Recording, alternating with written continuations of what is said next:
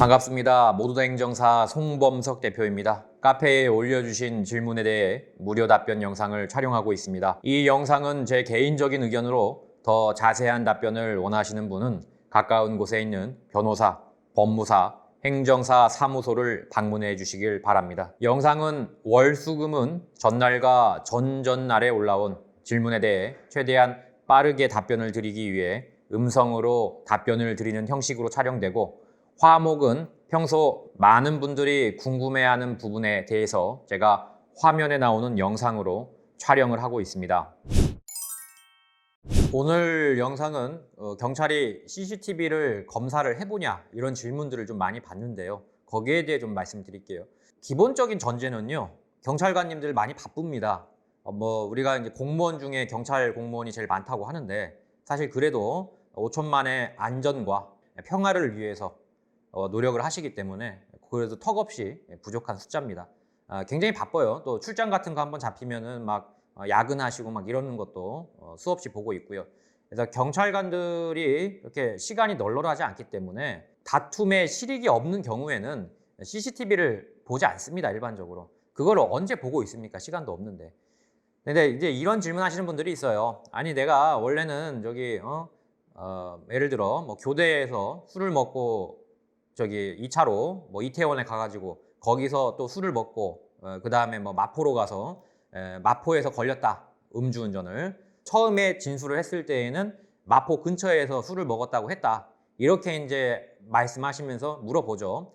아니, 그러면 내가 말을 하는 게 지금 교대에서 이태원 갔다가 마포로 왔는데 이걸 다 얘기를 못하고 내가 마포에서만 먹다가 걸렸다라고 얘기했는데, 그러면 경찰이 그 동선에 따라서 CCTV를 다 봅니까? 이런 질문들을 하시는데, 자, 여러분들이 경찰관입니다. 이게 실익이 있을까요? 어차피 음주운전은 이동한 거리에 따라 벌금이 나오는 게 아니잖아요. 농도에 따라 나오잖아요. 그죠? 농도라는 건 기계가 측정하는 거고, 농도가 이미 나왔다면 거기에 있어서 거리가 어떤 중요한 요소가 아니란 말이에요. 그냥 벌금형이라는 구성 요건은 농도에 따라 나오기 때문에 농도만 정확하면은 마포에서 먹었든 이태원에서 먹었든 또는 교대에서 먹었든 화하이에서 먹었든 홍콩에서 먹었든 관계가 없다는 얘기입니다. 어쨌든 중요한 거는 경찰이 CCTV를 보지 않아요. 경찰이 CCTV를 보는 사건은 따로 있습니다. 무죄 주장을 할 때예요. 무죄 주장을 하거나 또는 그 당일날 적발된 게 아니고 한참 뒤에 적발돼서 위드마크 공식을 적용을 해야 될 때에는 CCTV를 봅니다. 그럴 때에는 보지만 어쨌든 혐의를 경찰이 입증을 해야 되니까. 그러나 일반적인 경우에 내가 어디서 먹어서 얼마나 걸렸냐 이런 것들은 큰 차이만 없으면 괜찮습니다. 예를 들어 내가 서울에서 걸렸는데 사실은 부산에서 술을 먹고 왔습니다. 이건 말이 안 되잖아요. 그죠? 물론 이제 고속도로 타고 서울, 부산까지 왔다 갔다 할 수는 있겠지만 일반적인 사례가 아니기 때문에 그렇게 좀 많은 어떤 누가 봐도 이거는 어거지다 이런 게 아닌 이상은 그냥 마지막에 마셨던 장소만 말을 해도 그것이 위증죄라든지 또는 어떤 증거인멸죄, 그렇게 혐의가 성립되지 않습니다. 절대로 그런 일은 없으니까 안심하시고, 거리가 조금 차이가 있거나 또는 이제 마신 장소가 약간 차이가 있고 동선 자체가 차이가 있더라도 경찰은 신경 쓰지 않습니다. 범죄에 그게 중요한 부분이 아니기 때문에 그래요. 그래서 너무 걱정하지 마시고요. 또 물어보는 게 제가 소주 한 병을 사실 마셨는데 경찰한테는 한 4잔 마셨다고 했습니다. 경찰이 소주 한 병 먹었는지 4잔 마셨는지 이걸 CCTV 봐가지고 얻는 실익이 뭘까요? 없어요. 그런 건 없으니까 소주가 3잔이든 4잔이든 너무 큰 차이만 안 난다면 이 사람은 농도가 0.2가 나왔는데 맥주 한 병 먹었습니다. 이건 말이 안 되잖아요. 그러니까 이런 차이만 없다면은 일반적인 경우라면은 대부분 우리가 술을 먹을 때 내가 한 잔 마셨네, 2잔 마셨네 세면서 마시지 않잖아요. 그러니까 어느 정도의 갭은 다 인정을 해주니까 거리나 동선 그리고 마신 술의 양에 대해서 너무 거기에 에너지를 낭비하지 마십시오. 관심이 없어요. 경찰은 여러분들한테는 별로 관심이 없습니다. 왜냐? 음주운전 사건이 너무 많기 때문에 특별하게 큰 어떤 대형 사고가 아닌 이상은 그냥 일반 노상방뇨 정도, 물론 이제 좀 문제가 될 소지가 있는 발언이긴 하지만 그냥 느낌상 그렇다는 겁니다. 제 개인적인 의견이니까 여기에 대해서 문제는 삼지 않아주셨으면 좋겠습니다. 그러니까 노상방뇨하고 어떻게 음주운전이 같냐, 아니 그게 아니라 그 경찰이 조사를 할 때 이분들의 어떤 조사 강도가 그 정도밖에 안 된다. 왜냐하면 워낙에 많이 오시기 때문에 그렇게 많은 시간을 할애할 수가 없고, 그리고 거의 조사 강도만 놓고 봤을 때는 경범죄 취급을 받아요. 그렇게 심하게 조사를 할 수가 없단 말이에요. 시간도 그렇고 많으니까요.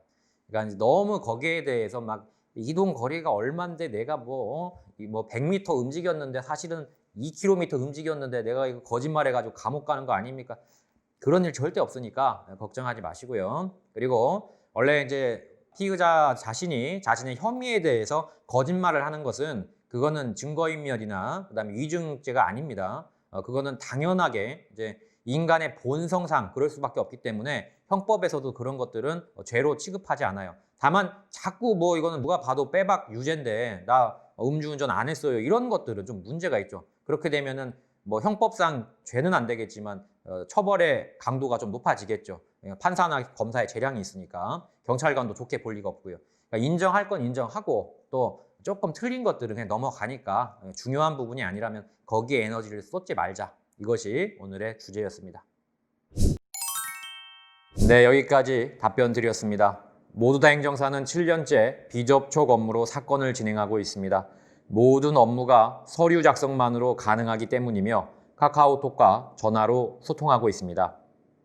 부담 없이 빠르고 정확하게 진행할 수 있는 모두 다 행정사에 궁금한 게 있으면 언제든 문의를 주세요.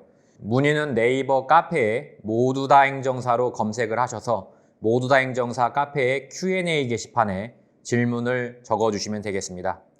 또한 이 유튜브 영상을 보시는 모든 분들께 부탁드립니다. 구독과 좋아요는 많은 힘이 됩니다. 꼭 구독과 좋아요 부탁드리겠습니다. 모두 다 행정사 송범석 대표였습니다. 감사합니다.